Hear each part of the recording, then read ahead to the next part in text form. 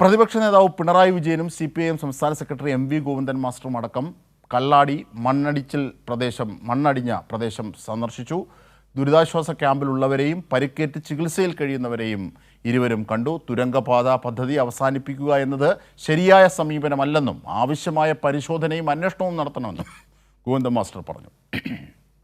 മണ്ണിടിച്ചിലുണ്ടായ വയനാട് കല്ലാടിയിൽ പ്രതിപക്ഷ നേതാവ് പിണറായി വിജയനും CPIM സംസ്ഥാന സെക്രട്ടറി MV ഗോവിന്ദൻ മാസ്റ്ററും സന്ദർശനം നടത്തി. അപകട സ്ഥലത്തെത്തിയ ഇരുവരും തിരച്ചിൽ പുരോഗതി മന്ത്രിമാരുമായി സംസാരിച്ചു. ദുരിതാശ്വാസ ക്യാമ്പ് പ്രവർത്തിക്കുന്ന മേപ്പാടി പോളിടെക്നിക്കിലും ചികിത്സയിൽ കഴിയുന്നവരെ ആശുപത്രിയിലെത്തിയും ഇരുവരും സന്ദർശിച്ചു. ഡോക്ടർമാരുമായും ചർച്ച നടത്തി.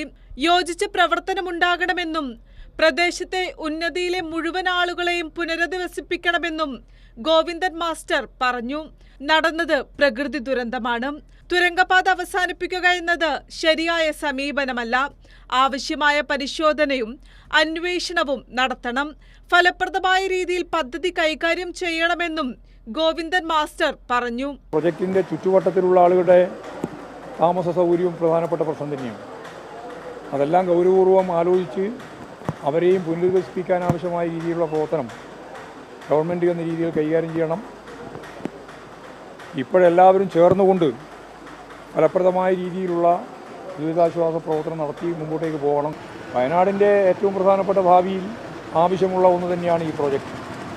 ആ പ്രോജക്റ്റിൻ്റെ ഭാഗമായിട്ട് കാര്യം മുമ്പോട്ടേക്ക് കൊണ്ടുപോകുമ്പോൾ എന്തെല്ലാം അന്വേഷണം, എന്തെല്ലാം പരിശോധന ഇനിയും വേണോ അതൊക്കെ നടത്തി ഫലപ്രദമായ രീതിയിൽ പ്രോജക്റ്റ് കൈകാര്യം ചെയ്യണം എന്നുള്ളതാണ് ഞങ്ങൾക്ക് അത് സംബന്ധിച്ച് ചൂണ്ടിക്കാണിക്കാനുള്ളത്.